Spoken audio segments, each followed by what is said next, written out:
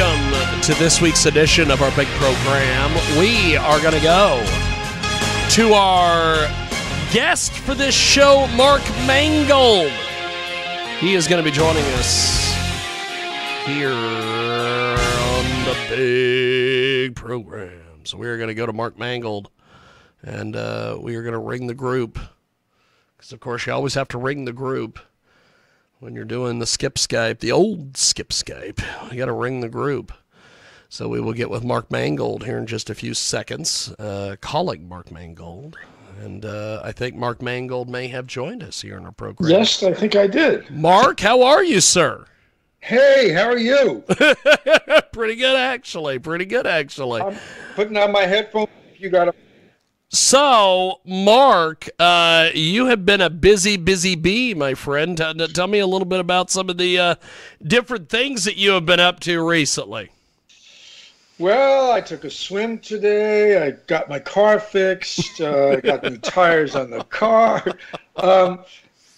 Musically, yeah, it's been kind of busy, though. Today has been kind of quiet. The Keys record is out. We're very excited about that. Yes.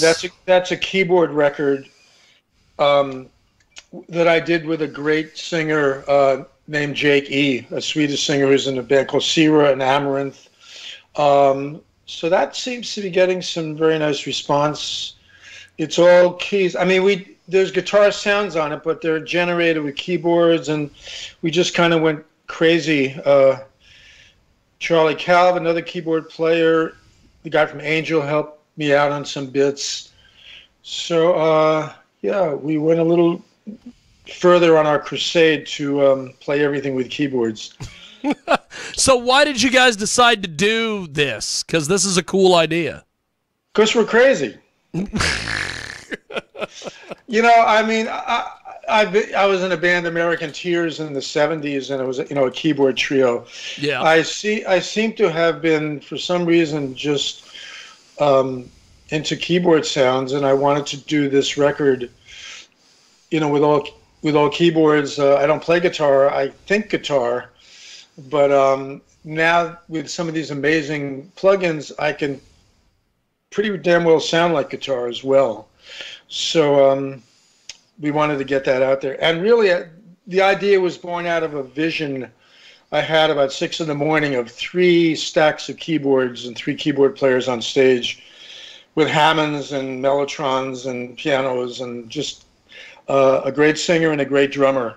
That's awesome. Just running around like maniacs playing keyboards. So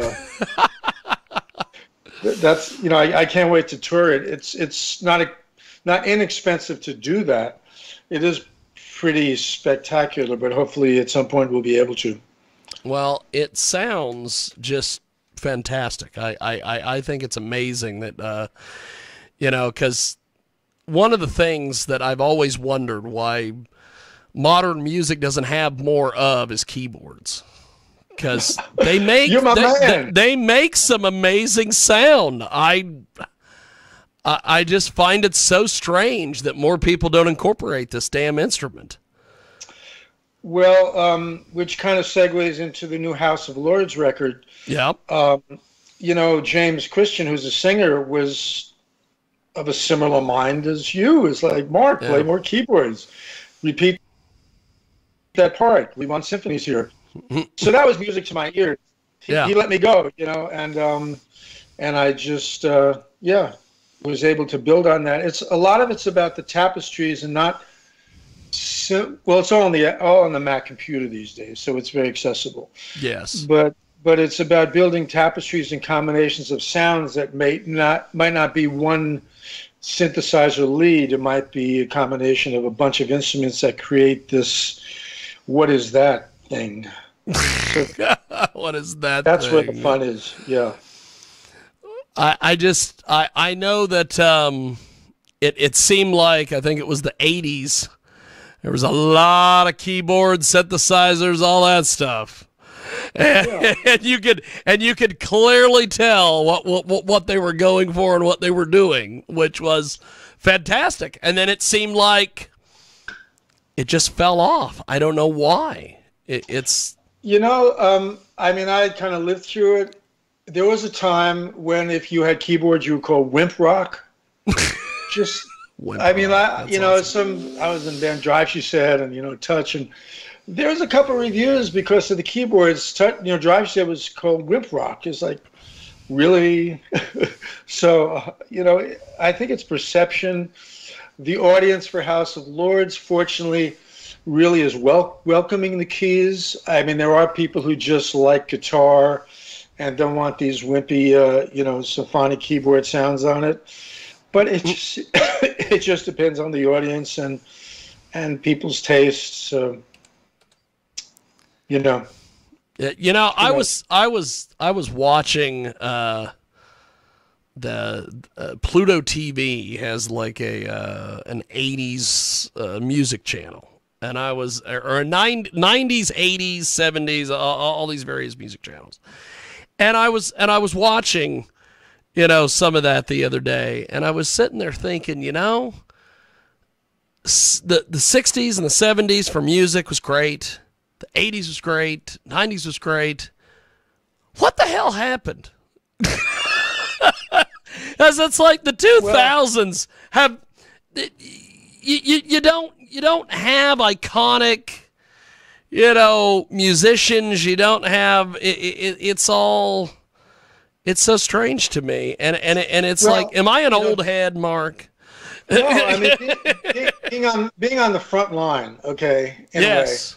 In the 60s and 70s, kind of the 80s, it didn't have a label, and everybody wanted to be original.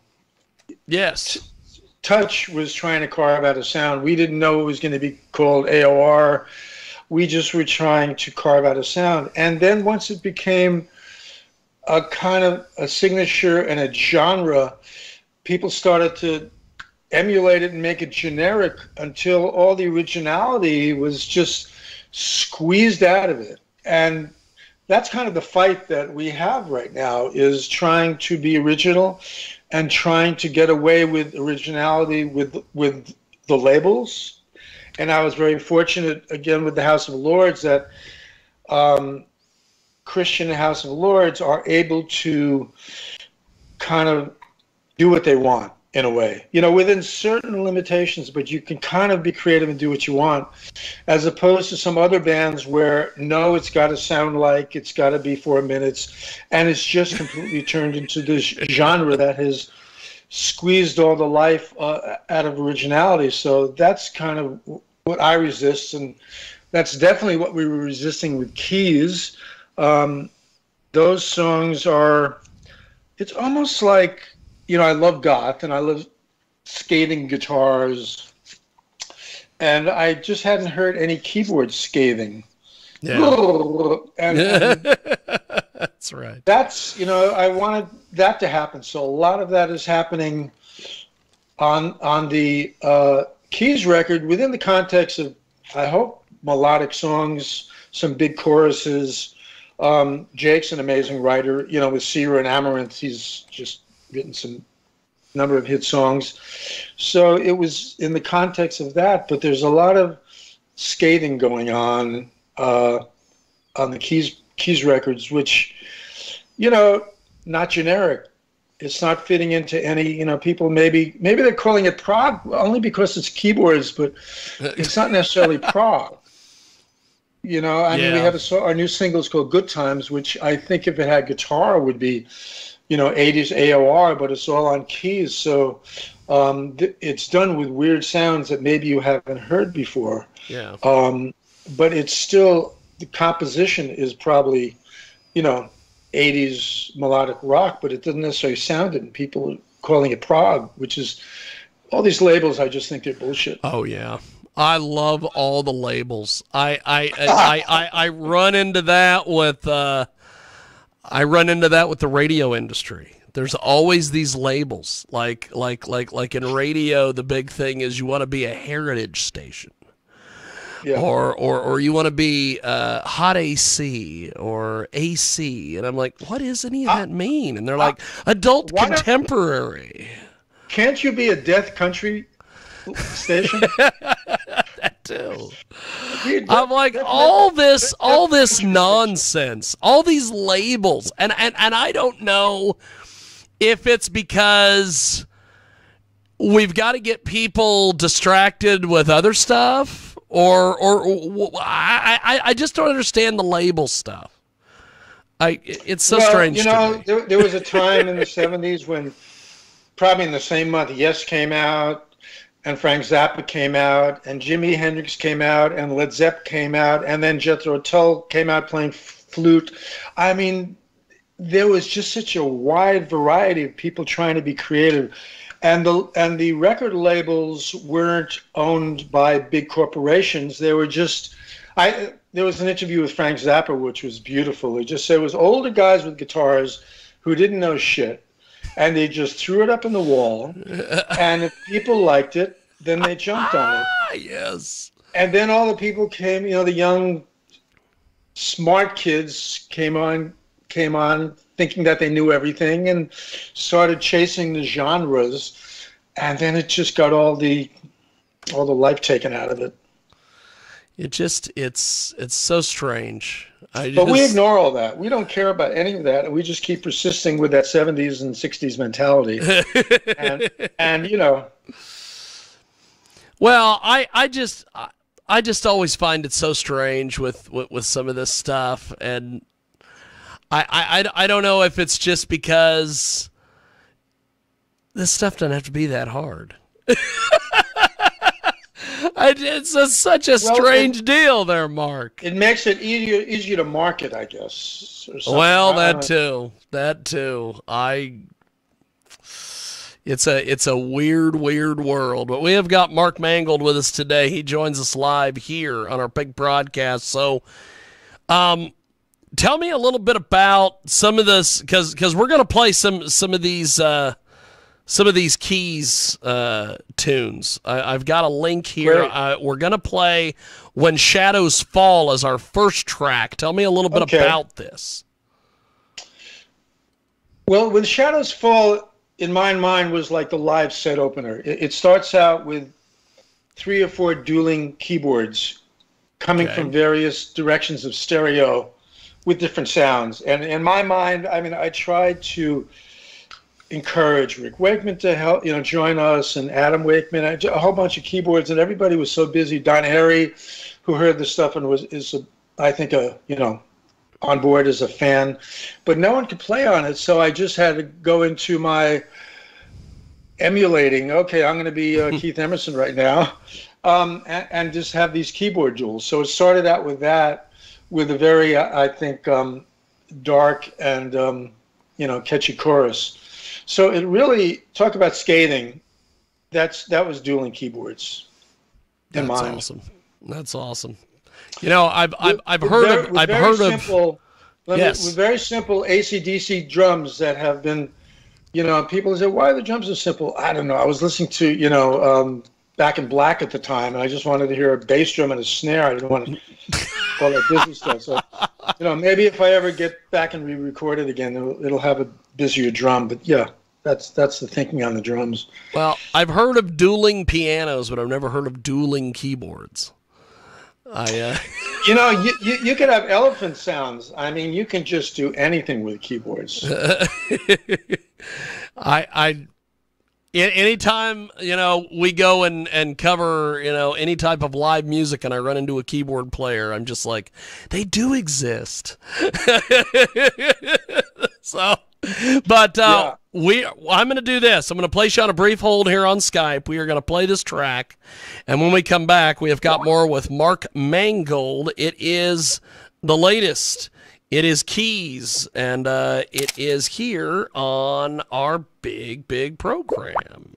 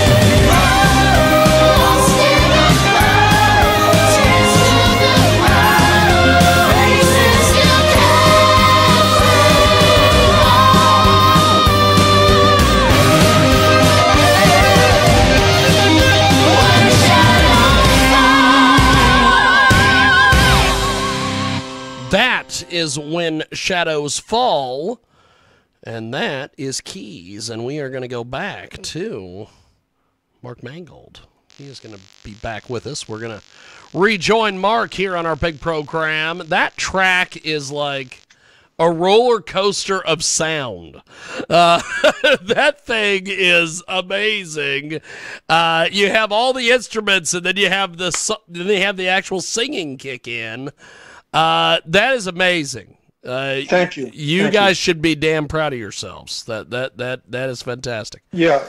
So, when can we buy all of these? When is this out? It's available. It's all on Amazon. Okay. Or Spotify. Originally it was a little hard finding the record because it's keys, but we actually gave the album a name, When Shadows Fall, now. So when you search keys When Shadows Fall, it's going to come up. It's got different Amazon sites in U.S., Italy, England, whatever. So and Spotify as well, it should come up. It's fantastic. Well, I always love having you on because you always bring great music and you always have a fantastic attitude and conversation with me. So I appreciate that. So what is next for you guys now and what is next for That's you? That's strange because I'm so pissed off usually. It's strange that I come off this way because, that's one of the good things about some of these records and keys, because I'm able to vent some of the rage as to what's going on in the world. So yes. Maybe I think I would go crazy if I didn't have the music to express it, So. Well, what is next for you as an artist, my friend? Right now, we're really promoting keys. We got a single coming out, Good Times. Okay. House of Lloyds just came out last month, and that's a whole different world. That's on Frontiers Records. And with that, it's a lot easier for me because, Frontiers is a great promotional machine. And, I just got a call from James to, do I have any songs? Can I help out? And we worked, and things just snowballed into me playing keyboards for the band and writing 8 songs on the record, it turned out, which was weird. And then he just amazingly was so dedicated to make them sound great. Yes. And sing them wonderfully and, allow them to be what they kind of were supposed to be. But that's kind of is doing its own thing. I don't have to be involved too much in that. And Touch also has just released a new video, Frozen Ground. Because we can't play, we've been releasing, I think we got 8 videos now. This might be our best. Again, it's kind of dark, lying on frozen ground. So I ask people to maybe check that out. That's as awesome. Well. That's awesome. Well, you are amazing as always, my friend. I look forward to chatting with you soon. And thanks for chatting with us. And thanks for coming back on the program. And we'll talk to you soon. My pleasure. I look forward to people checking it out. Definitely. Well, Mark, you are fantastic, and I will talk to you soon, my friend. It was a great interview. Thanks, James. Appreciate it, brother. There he goes. Bye. A fantastic Mark Mangold with us today, and that is going to wrap up this edition of our big program. We will inevitably, as they always say, see you next time. I believe the term is we'll see you next time.